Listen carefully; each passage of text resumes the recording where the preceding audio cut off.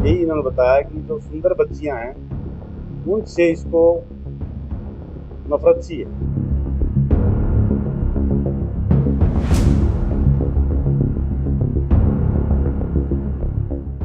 पानीपत की psycho killer का किस्सा शायद उतना सीधा नहीं जितना अब तक दिख रहा था।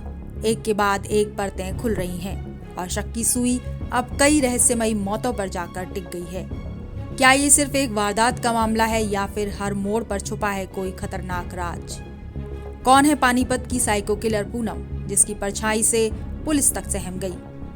पानीपत की सड़कों से लेकर पुलिस लाइन तक दहशत है और जांच टीम के सामने उठते नए सवाल। दरअसल पूनम हरियाणा के पानीपत के भावड़ गांव की रहने वाली साधारण बहू थी, जिसने 4 मासूमों की हत्या कर दी। पहले ननंद की 11 साल की बेटी की, फिर अपने ही 3 साल के बेटे की और फिर मायके की 10 साल की भतीजी की।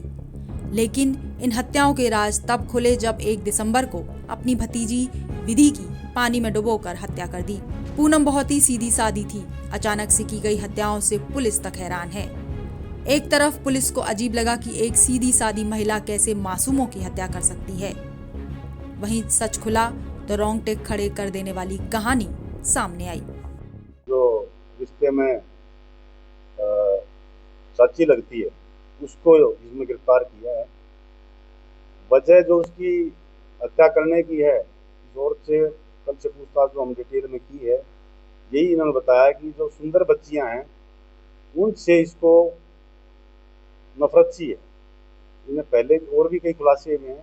इसने और भी 3 बच्चों की हत्या की हुई है पीछे। कुछ तो 2 तो सोनीपत में ही, जहाँ भावड़ में जहाँ ब्याह हुई है, जहाँ की शादीशुदा है, वहाँ भी 2 बच्चों की इसने 2023 में 2 बच्चों की पानी के हौद में यूं डुबो के मार दिया था। लेकिन उस पर कोई एफआईआर दर्ज नहीं है। उसमें भी हम यहाँ से जो डिटेल्ड रिपोर्ट है कंसर्न जिले को भेजेंगे।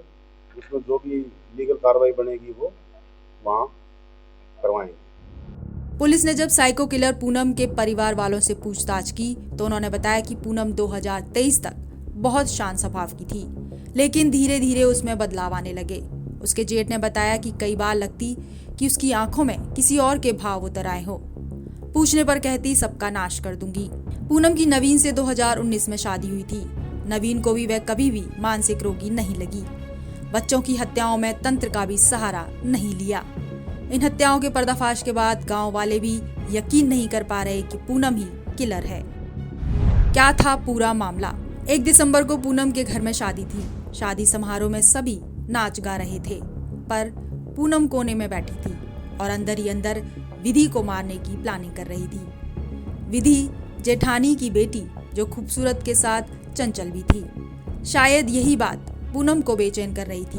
रात को जब सभी महिलाएं तैयार हो रही थीं, पूनम चुपचाप विधि को धोखे से ऊपर लेकर जाती है और 1 फीट गहरे टब में बच्ची को डुबो देती है। कुछ ही मिनटों में बच्ची की सांसें थम जाती हैं। जब वह नीचे आती है तो उसके कपड़े भीगे हुए थे, जो कि शक पैदा कर रहे थे।